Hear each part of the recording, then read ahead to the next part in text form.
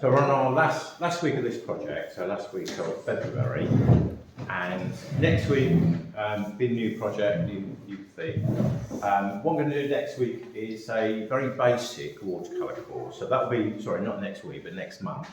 So that'll be next month for anybody who wants to do any watercolours. So I'm going to keep it very, as simple as I can, and it will be lots of sort of fairly quick exercises. So if you fancy doing watercolours, that's what I'm going to be doing, just make sure we get a good grounding in all the basics. If you don't fancy that, that's absolutely fine. If you want to work on your own projects or other mediums, that's great. But that will be the demos that I'll be doing every week. So if you're interested in that, yeah, bring your watercolours and some watercolour equipment, paper. I'll go through things like materials and then all the basic washes and take it from there. So I thought today, I've done quite a bit on painting trees, and I thought I'll do something on really the foliage, because the theme was supposed to be like trees and foliage. So I thought I'll bring a pot plant in. I don't actually have very many photos with plants in, they're mostly flowers or trees. But if you've got like a landscape with some foliage in the foreground, that's when you might need to think about painting like individual leaves and things like that.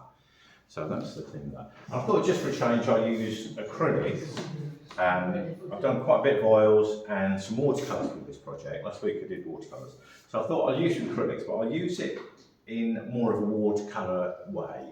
So I'm going to use it on paper and just thin it and use it in a more transparent way. So rather than sort of thicker impasto. So what I've done is I've made a sketch of some of this. So it's really this leaf that way. It's just this little bit here.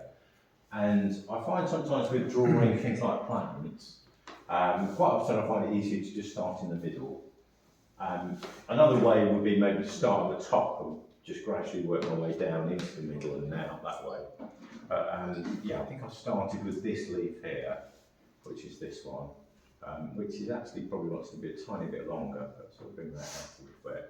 And then just kind of gradually work your way in and out. So to start with, I've mixed a sort of pale yellow, and it's probably not going to paint the whole thing, but I'm just thinking we can use that as a wash. Although you can use watercolours in the same way, although you can use acrylics in the same way as watercolours, they behave quite differently, and as you can see, it's not going down in quite the same way. The watercolours are a bit more fluid, really. They flow a little bit more easily. But it might be quite nice to work in this kind of transparent way. What will happen, though, that will be different to watercolours is that once the paint is dry, it's not going to lift off. So it'll be actually a little bit more like inks.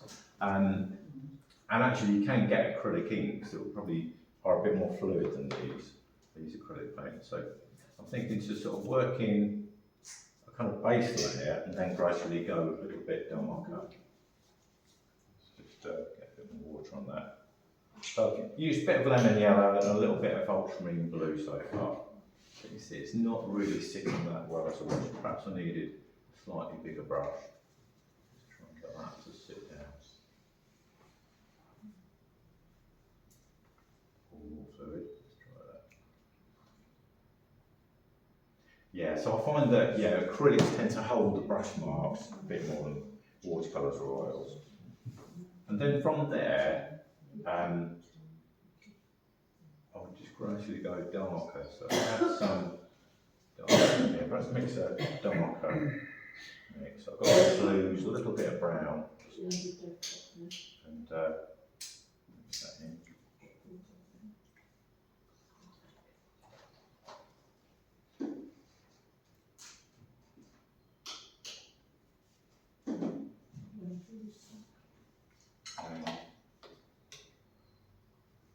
That a little bit. I'll just work on that particular leaf there. Well, it's still wet, I'm just trying to work in a little bit of wetting wet.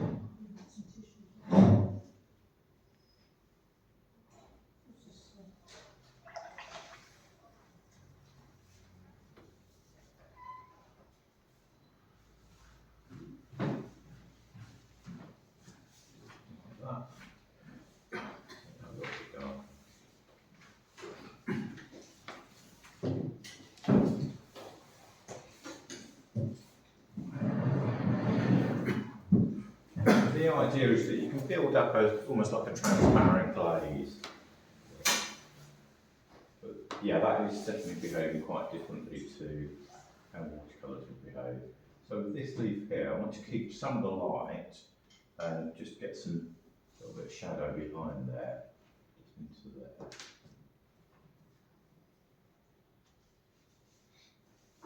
One of the things I've quite fancy doing for myself this year is just really experimenting a lot more with different mediums and different approaches. So it's quite an interesting way to work. Putting in some of the shadows, and there's quite a deep shadow just in here somewhere.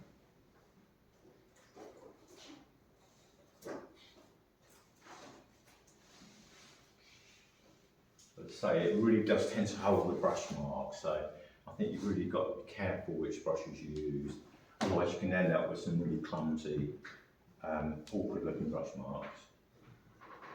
What brushes would be better to avoid or just experiment? I don't know really.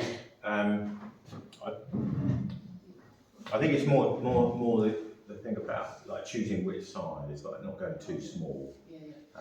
Yeah, certainly in the first instance, I probably could have done with a bigger brush, looking at that now, and just sort of kind of getting some, I think sometimes sort of broader strokes. Another way might be, let's try with this brush. If you wanted to use some sort of paint a little bit more transparently, you still almost like sort of paint through like that for the first wash, and then cut in shadows around there. I think that might make a more pleasing look. So you could then, where I can see things like bits of the pot, sort of like that. Quite important to keep the brush marks, well for me anyway, to keep that reasonably dynamic. I must admit, when I see most people's acrylic paintings, it's the brushwork that really irritates me. It can be, maybe not most people, but some people's acrylic paintings, I think keeping it, keeping the brushwork lively is important. And then things like where the light's bouncing off the leaves, this wouldn't be quite the right colour yet, it must be a bit deeper. So that's where you perhaps use a little bit of white and paint in highlights, so a little bit just in here. This would need to go a bit darker really, but you could then paint some highlights in here. A little bit like that, but that would need to go darker. Any questions? I was thinking about your approach, because you've been using acrylics. It's a bit like watercolour. Yes. That might be quite an interesting way to look. The other thing you can do is, once this is dry, you could use this as the basis to put other mediums over the top, such as pastels. If any of this is dry out, but say I wanted to sort of like, that could be quite a nice base layer. Well, Yep. Dentist has just phoned, he's going to fit me in now. So Oh, right. Time to go. I might get back this afternoon. Yeah, you're welcome to. See if I'm talking. Yeah. Okay, yeah. Nice to see you. Which chocolates? Yeah, so once that's dry, that should be, quite a nice base for pastel. Blend that in, sort of mixed medium, and then using a little bit of the transparency as well as more opaque medium over the top. Would that mean it holds what are you using? Holds it. Yeah. Yeah.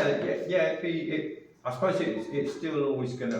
Pastel's always going to be quite an easy medium to smudge. So, once you finish your work, you've got to be quite careful with it. You're going to have to either fix it or display it under glass, something like that. Or I tend, if I've got a pastel drawing that I want to keep, I tend to just put another piece of paper here, a bit of tape, and just hinge it over so that it doesn't do that. Or you can use like greaseproof or tissue, something like that.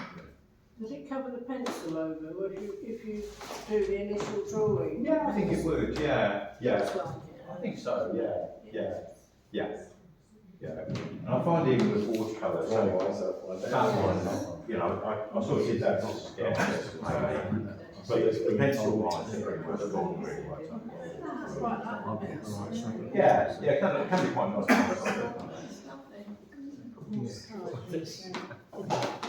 That's the right. Okay.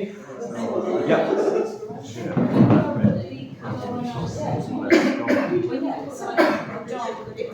Yeah.